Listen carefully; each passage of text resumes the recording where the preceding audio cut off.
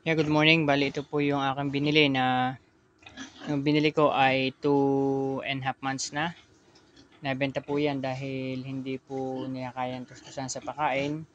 At ito po ay naalagaan ko na ng 2 months doon po sa individual pig pen doon.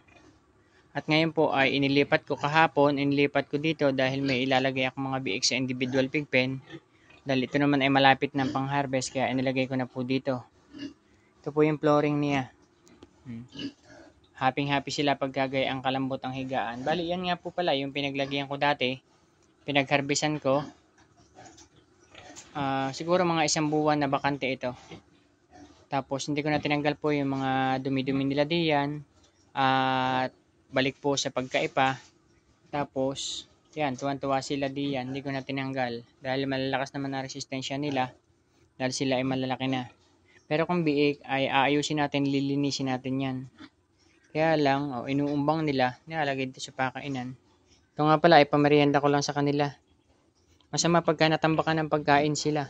Kung natambakan, ganyan, nagtatabangan kumain. Tapos maigi pa yung bitin sa kain. Yan, tumayo na. Medyo malaki na nga pala po ito. Kaya hindi ko pa ito bebenta kasi naliliitan pa ako nung mailabas. Malaki na pala.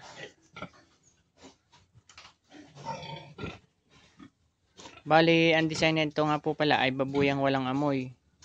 Kung dudumi sila ay diyan lang at nahalo po yan sa nahalo po sa ipa. Yan.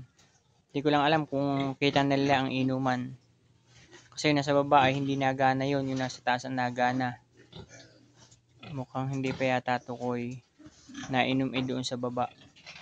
So kakahapon ko lamang po yan inilipat. Tukoy na nila. Yun, nainom na po pala siya doon. Alam na niya may painuman doon. Itong tinatawag nito ay babuyang walang amoy. Kung kayo po ay gagaya dito, ay make sure na mataas po kaysa sa tubig yung inyong paggagawaan. Kasi katulad po nito, kaya po ito umitim ng umitim, humalo na po diyan yung lupa at saka po yung ipa. Dahil kapag po naulan, nagkakatubig. Tapos yun, pag nagkatubig, maghahalo na ang lupa. Inilipat ko lang dito kasi may inilagay lamang ako doon sa sa pinagtanggal na ito. Nandoon pa po yung iba. Bali kaya inilipat ko lang ay siyempre para halimbawa ay kung may mga bakterya na dala yung mga biik ay hindi mahawa sila, or di kaya kapag ito ay may mga sipon-sipon para hindi na mahawa yung lalapit. Yan lang po ang ginawa ko. Ngayon po ay uso ang sipon, ubo. Kita niyo po yung biik na yun, may umuubo. Doon po yun sa kabila.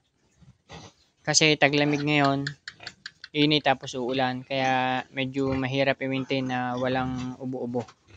Hindi man po naiiwasan. So yan, tuwan-tuwa sila dito. Halos ayaw naman nila kainin to.